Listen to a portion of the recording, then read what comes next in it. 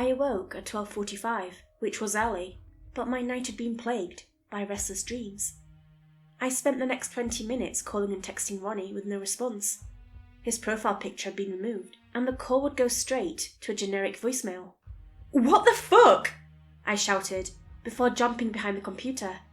"Ronnie Telehouse, you arsehole! You have no idea who you're messing with!" Let's make something clear. I'm not your average guy. I have access to records and databases that would make marketing companies cream themselves. Every conversation and document ever exchanged between me and Ronnie was pulled up, and after installing my fourth monitor, I began my investigation. He had sold the house directly to me because he was a real estate agent and was licensed to do all the technical stuff. All the documents seemed legit, but I couldn't find a single mention of him. The account that I had forwarded the money to was linked to a US enclave for a Nigerian company. The Nigerian company filed for bankruptcy in 2013, yet due to some bureaucratic oversight, the bank account was still in use. Obviously, this was all very, very strange, but I owned the deed to the house. I had all the official paperwork, unless all of that was fake. "Oh shit," I muttered as I made my way to the garage. I wasn't sure where I was going. City Hall perhaps, but I knew I had to go and figure out what the hell was happening.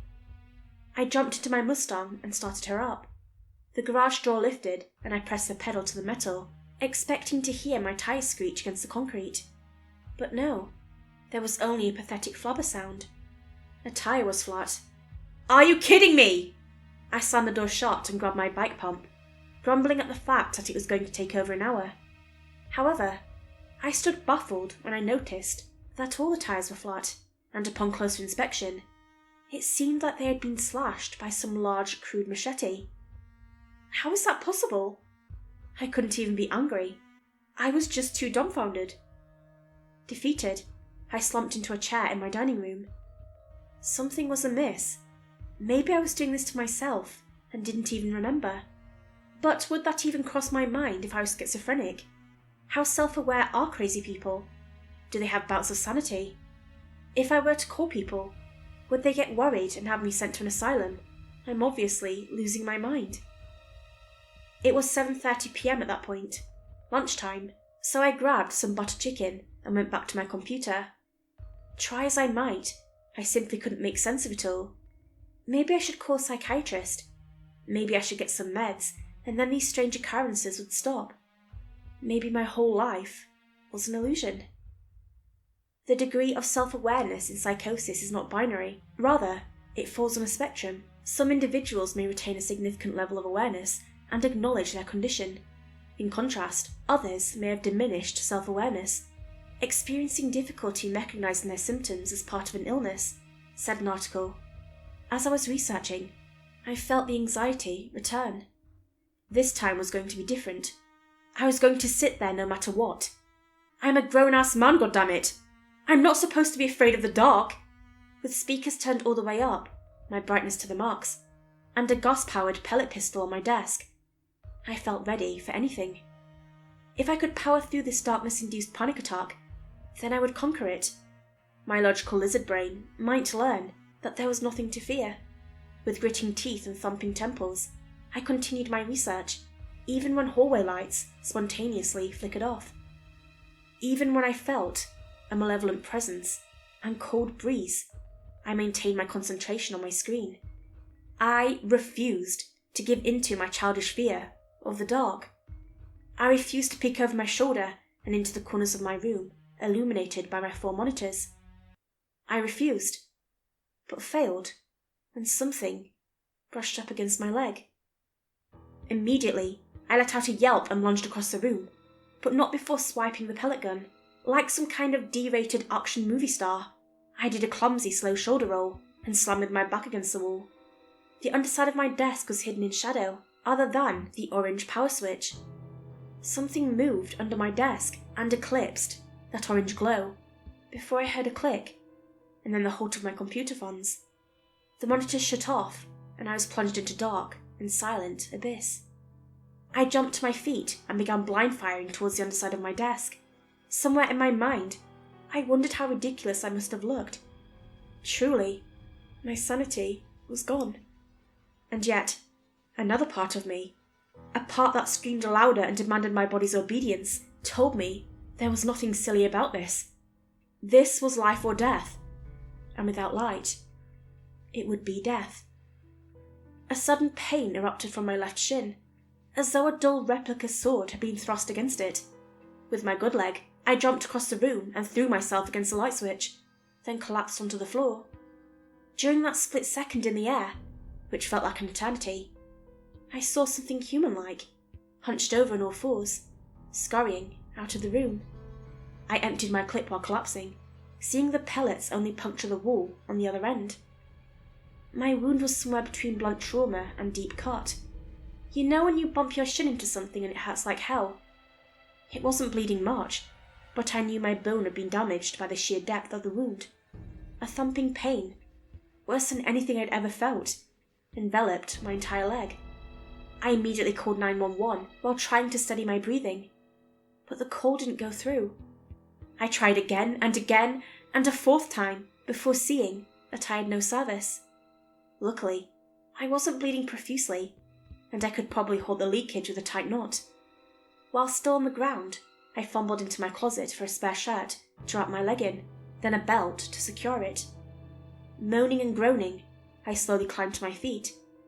Hallucination or not, I was badly injured and had to make way for a hospital. The hallway was pitch black and my senses went absolutely haywire while staring into it.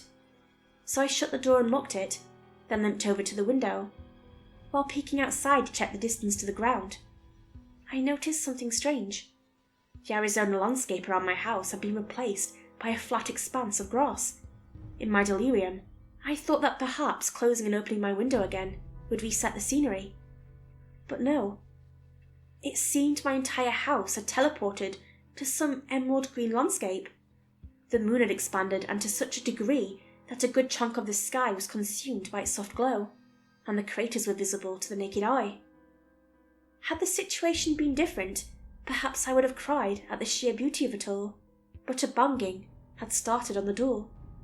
Splinters began spraying from the weak wood and littering the carpet.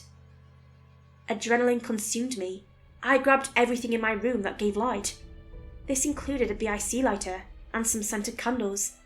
My phone was at 12%, yet I maxed out the flashlight function and secured it to my breast pocket. The door hinges then gave way, and a long, slender black arm reached in, like a tentacle feeling for the light switch. For self-defense, I slung an airsoft assault rifle over my shoulder and pocketed an extra clip. But I knew that wouldn't do much, so I grabbed my replica of Vader's saber. The beast's claws dug into the wall and dragged the paint off before it located the switch. Just as the oppressive darkness fell upon me, the red glow and whoosh of the saber's blade came into existence, illuminating me under that scarlet glimmer. The saber's glow, paired with my flashlight, gave me a radius of safety, but all beyond the peripheral meant the presence of a satanic menace. For the first time, I saw more than a glimpse of the demon. Although its face remained beyond the crimson incandescence, its body revealed itself. Whatever that demon was, its stature was no more than the average person. Its shape was oddly feminine. The only thing that alluded to an otherworldly nature were its decrepit arms could reach the floor, even while standing. Its petite little hands looked harmless enough, but I'd seen what they could do. The demon stood cautiously, half shrouded by the shadow. Her uncertainty in the light felt strangely human, as though it mirrored my fear of the dark and what it represented. It gave me some confidence, something desperately required since my heart rate must have been in the 200s. My arms and legs shook as though I were a newborn calf in the dead of winter. But something told me that this wasn't as one-sided as it seemed. Through gritted teeth and flaying spit, I managed a threat. "I'll shove this up your arse, you bitch!" One of her arms went back to cover her face, and with the other, she reached for me. I battered her away with the saber, and upon contact, she let out a screech before retreating back into the hallway. Baffled, but wanting to press on my advantage, I charged at her. There was a waft of fabric dispersing into the dark, almost like the sails of a sinking ship, as it slipped into the abyss. Never before had the shadows felt this liquid, this suffocating. But I had no choice. I may not get another chance to hunt that demon. She was too quick and somehow slipped past me. By the time I stood in the middle of the hallway, the light in my office had turned off. I was left alone. An island of glowing red in a sea of obsidian. She was quiet, nearly inaudible, yet in this dimension without sound. Her scurry was as loud as a cavalry charge. Knowing she would most likely aim for my legs again, I swiped my saber low, mimicking the movement of a golfer. We collided at her wrist, and I confirmed in that brief illumination that she indeed aimed for my good leg. Whatever this demon was, it was no mindless beast. She had a plan and intention. After colliding, she let out another shriek, and this time slipped through the railing of the stairs and landed on the floor below. Not even a baby could squeeze through those tiny gaps, yet this demon seemed more liquid than man. I slammed the light switch and lifted the curtains of darkness from my immediate vicinity. Then I slung my airsoft rifle from my shoulder and aimed to the first floor, where I sprayed the light switch with an entire clip. The lower level revealed itself, and so did the beast. She rolled into the dining room, as weightless as a tumbleweed. She had been waiting for me at the bottom of the stairs. The light switch in there was not in my line of sight, yet I reloaded and prepared for my next encounter. This fight could still go in any direction, but right now, goddammit, I was winning! I re-equipped my saber and ran downstairs, not towards her, but rather towards the kitchen. When in the kitchen, I quickly took a random assortment of over-the-counter painkillers and washed them down with a big gulp of whiskey. Don't judge me. My leg hurt like hell. I had prepared a hammer, glue and nails for my IKEA furniture, not knowing that the crafty Swedes had blueprints not requiring outside tools. For good measure, I slipped the bottle of whiskey into my back pocket and ran up to the kitchen light switch. I nailed it into a permanent on position right through the plastic and all, and ignoring mental warning bells against electrocution. I then saw her silhouette in the arch to the dining room. Again, her demeanour was strangely human, as though she was shocked to see what I was doing, and uncertain of her next move. After securing the switch with a glob of glue, I ran towards her. She retreated back and dashed to the far exit of the dining room. Around the downstairs light switch, there were peppered indications of my BB gun. Internally, I let out a small laugh before repeating the process. 2 rooms on the bottom floor had been secured. There were now 3 left: dining room, garage, and living room.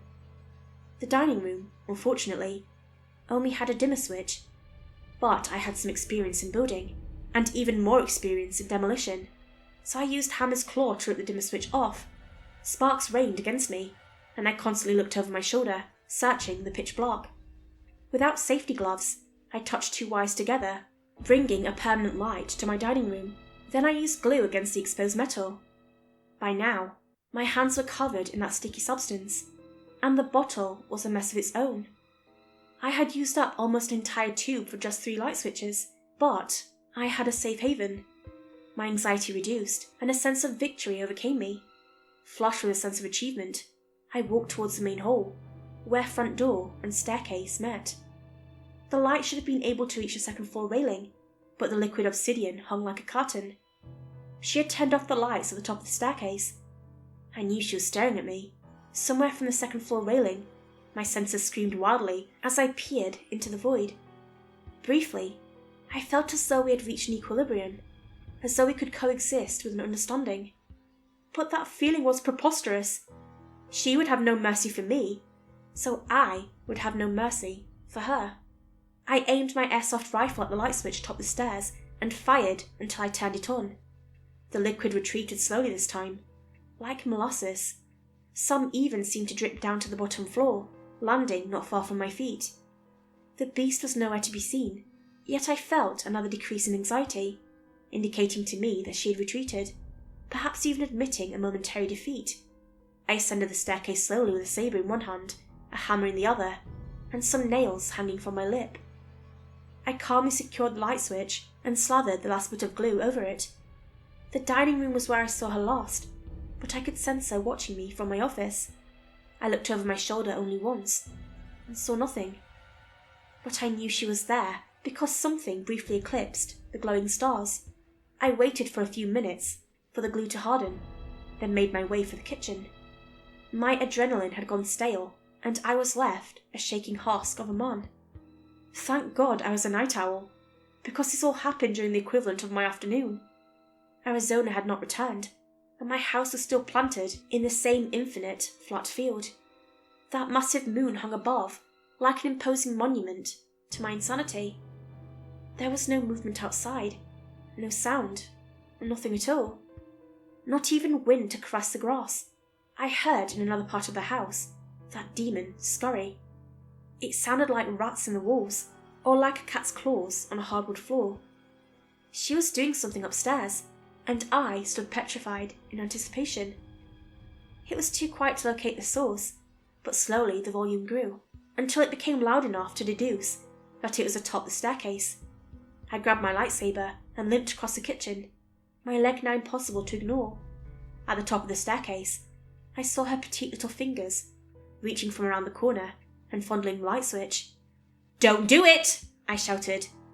In response, she jerked her hand away in shock and scurried off. It seemed my fix was good enough, that it would keep her at bay, and with that, I decided to prep for an unfortunate possibility that I would be stuck here for a while. If I were to die in this strange plane of existence, then let it be due to starvation.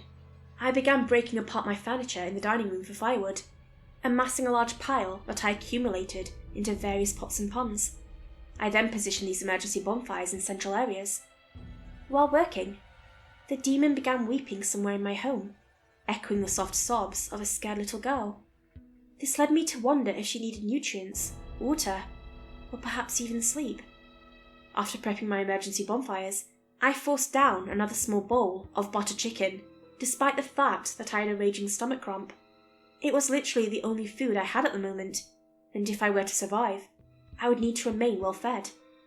I tried to sleep on the counter while using an unopened package of napkins as a pillow. I knew I probably wouldn't be able to sleep, but I had to rest a little. The fear and pulsating agony of my leg kept me conscious. It didn't help that a demon was weeping softly from some unknown location in my house. But there wasn't much I could do in that moment, and I found myself dizzy from exhaustion, so I allowed myself some rest.